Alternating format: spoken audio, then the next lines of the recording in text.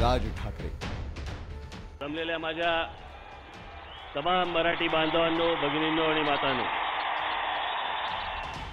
महाराष्ट्राच्या राजकारणातलं एक असं वादळ ज्याची दखल अनेकदा केंद्रालाही घ्यावी लागते।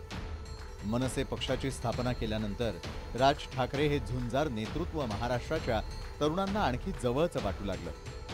2006ला पक्ष स्थापन केल्यानंतर राज ठाकरेंनी महाराष्ट्र पिंजून काढला। दादरच्या शिवतीर्थावरती घेतलेल्या जाहीर सभेत राज ठाकरेंना तुफान गर्दी जमवण्यात यश मिळालं। या सभेच्या गर्दीनं सर्वच राजकीय पक्षांना धडकी भरली। यानंतर राज ठाकरे मात्र काही थांबले नाहीत। मनसेचं इंजिन सुसाट धावू लागलं। मनसेनं 2009च्या विधानसभा निवडणुकीत तब्बल 13 आमदार विधानसभेत धाडले। त्यानंतर नाशिक महापालिकेवर मनसेनं झेंडा फडकवला। पुणे महापालिका निवडणुकीतही उल्लेखनीय कामगिरी केली। सर्वत्र एकाच नावाची चर्चा रंगू लागली, महाराष्ट्र नवनिर्माण सेना अध्यक्ष राज ठाकरे। राज ठाकरेंना शिवसेना प्रमुख बाळासाहेब ठाकरे यांचा राजकीय वारसा आहे। बालपणापासून बाळासाहेब ठाकरे यांचा सहवास, बाळासाहेब ठाकरे यांच्यासारखी वक्तृत्व शैली, विरोधकांवर नक्कल करत टीका टिप्पणी, व्यंगचित्राच्या माध्यमातून राजकीय भाष्य, राजकारणासोबत कलेची आवड।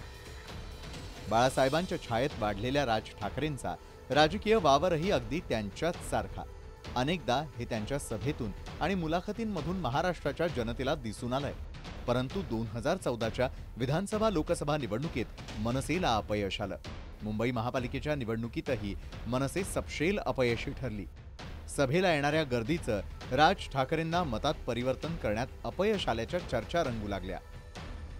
त्यानंतर मात्र राज ठाकरेंनी पुन्हा एकदा राज्य पिंजून काढण्यास सुरुवात केली।